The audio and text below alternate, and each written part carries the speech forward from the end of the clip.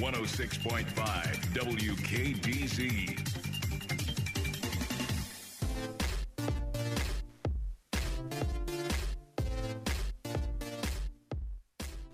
All right, we are back, and our mystery guest has arrived. Let's see if you all can recognize this voice. This voice? That voice right there. It's been a while since it's been on here. Who do we have in here with us today? Could that be Tom Rogers?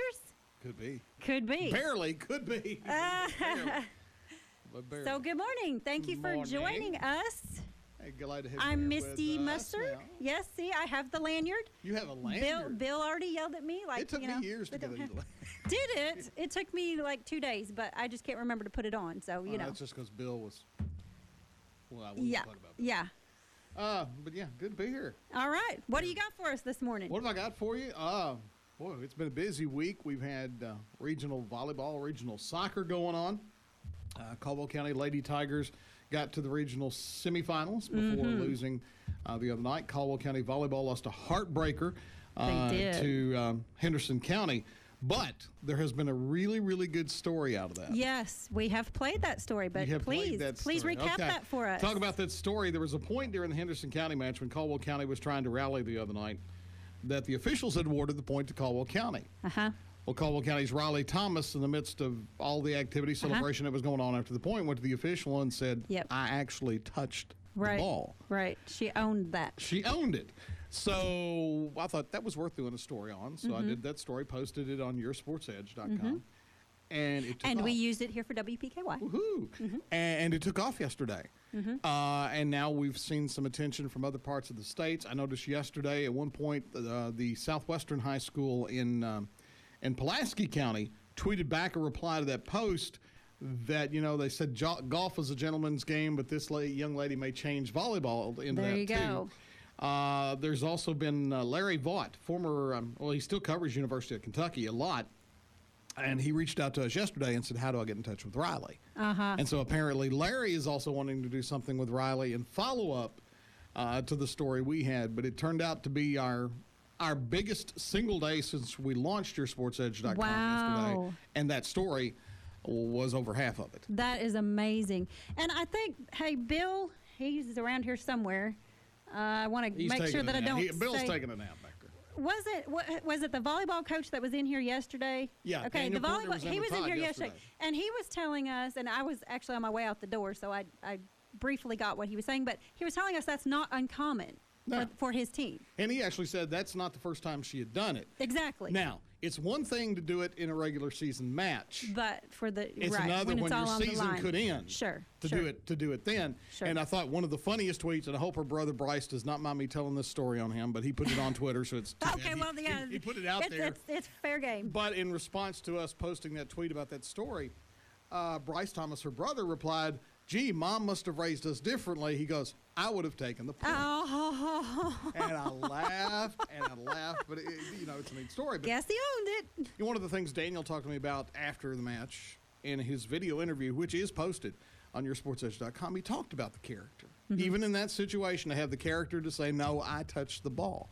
And so it was a really good story. And, of course, that's all follow-up to several years ago, the story with Emma Talley, which cost her a run of 4 straight state golf championships.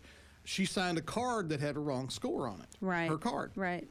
Well, the error in the scoring was not enough to change the result. She won by enough strokes, she would have won the title. But because she signed the card and did not check the score, she was disqualified. Okay. And it cost her a run of 4 state championships. Now, she's gone on, and now she's playing on the LPGA Tour, so it's not hurting her any. But it was a great story. And this one the other night was just, like I said, this was not a regular season match. It was the regional semifinal. If you lose, you're going home. Right. And she still did it. One of her teammates tweeted out, she said, "I don't know if I would have had the strength to do it." Right. But it's a great story if you haven't read it. Excellent sportsmanship. I mean, good for her. That's I wish that wasn't even a thought. I wish all of our kids knew that, hey, that's the way you just should play. That's just the way you should roll, regardless of what. And I know sports are important, and I know you play to win, but I think it's more important that we teach the children which I guess they're not children, but they're still Yeah, children, that we teach them that character is more important than winning the game. So it was a great story, and she's sort of reserved, and so it's been neat to see a kid that he did it. And I mean, it's not because she needs the attention, but that kind of thing needs the attention. And so all the people talking about all the bad things that kids do, and here's one that does the right thing, even when it cost her. Right. And and this just the even tougher, the even more interesting part of this is it doesn't just cost her, it cost her teammates too. Exactly. And I was thinking last night, the story about Emma Talley and the story about Riley Thomas, the one difference is Emma's decision was only on her affected own. her. Right. Riley's decision affected her. Exactly. And everybody else around her. Well, then, and that having been said, let's hope that her team supported her. Let's hope that she doesn't have that the team is not giving her a hard time about that. And the coach, if you listen to Coach Kortner talk about that, you can hear the pride in his voice, the fact that she made that decision. Because here's the thing: nobody else knew that. Right. Nobody was. The Henderson no coach was not arguing the point. None of the officials were discussing, hey, are you sure about that? There was none of that. In fact, the celebration for Caldwell was going on about the point. Henderson was getting ready for the next point when she did that. Nobody knew that but her. Right. So she could have gotten away with it. Yeah. She could have just not said anything. Not to. That's amazing. So you said she's reserved. So if we interviewed her on our show, we'd really have to dig to get it out of her, huh? Yeah, probably. Because I would like to hear from her, her thought process, where her head was, when she did that, or if she even had a thought process. I mean, if it was probably just automatic. I don't think she had a thought process. I think with Riley, it was instinctive, and she just did it because, like I said, I didn't think she'd hit it. I'm sitting down writing something about the point on my pad, and wait a minute, what? I look up and the score's changing, and I turned one of the officials of the match, his daughter was sitting there with me, and I said, what happened? And she goes, she told him that she hit the ball. And so, it's a neat story. But that was a big story. If you haven't read it yet, yoursportsedge.com. Go to the Caldwell County page. You can find it. Also last night for Caldwell County Sports, you have two girls being named to the All-Region Soccer team last night. Yes. Lainey Fletcher and Kelsey Adams. Both were named to the All-Region team. That was done last night after the championship match at the Stadium of Champions last night. So congratulations to Lainey and to Kelsey. Both had great years. Both very deserving for being on the team. And then, of course, also last night we wrapped up boys soccer. I did not see who all was on the All-Region team there, but it was Hopkinsville beating Henderson County. So the big fall sports, you have Henderson County winning the volleyball regional, Henderson County winning the girls soccer regional, and then Hopkinsville winning the boys soccer regional. Now we start getting ready for the final few sports of the fall season, and then we're talking hoops in just a few weeks. And then, so I know football, Caldwell County football, they have a bye week this week. This week. They will travel to Mayfield next week. I don't know if you caught, but that's where I drive in for Mayfield every day. I know that.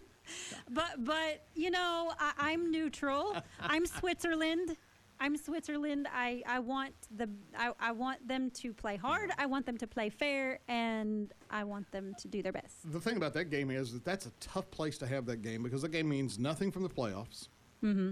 And while you'd like to try to win it, the main thing you want to do is get out of that game healthy because for Caldwell County, the big games start the following week when they host a playoff game here at Tiger Stadium the following Friday night. And that's where the run begins, and that's where they start their quest for a chance at a title in Class 3A, the last chance they get at it for at least 4 years because next year Caldwell County comes back down to Class 2A.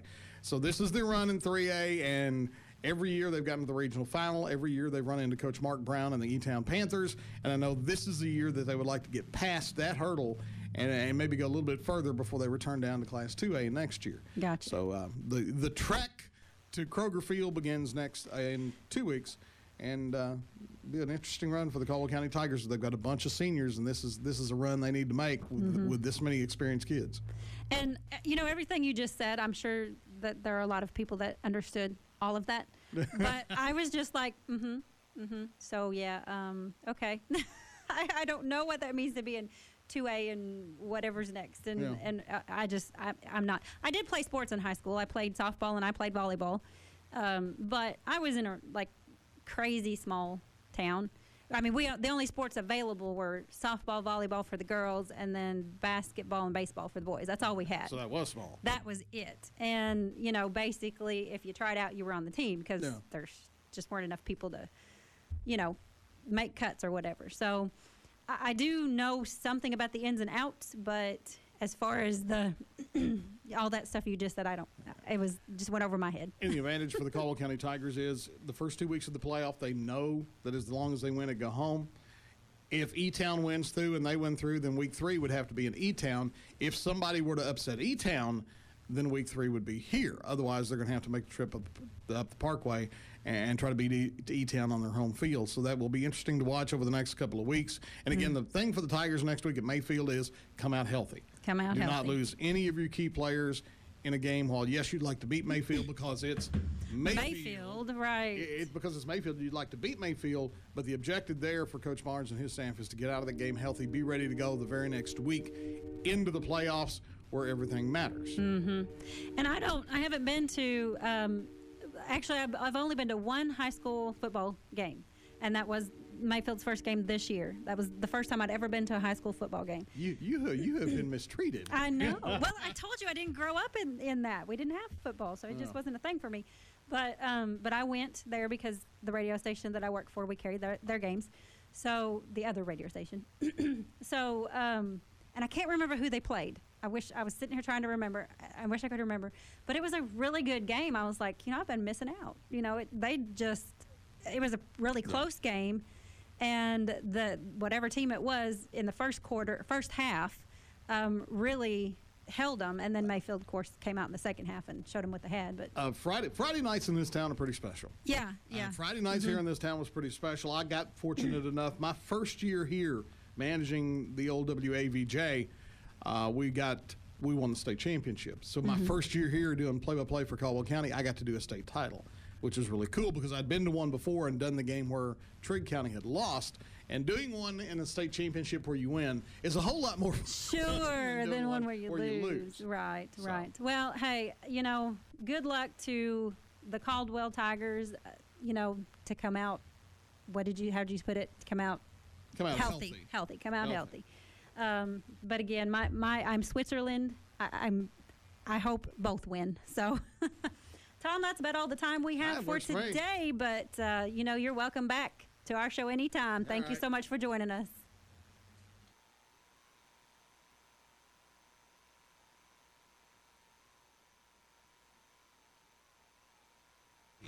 We're 1580, 103.3 WPKY Princeton. Here's your WPKY Weather Edge Weather Center forecast. Showers are likely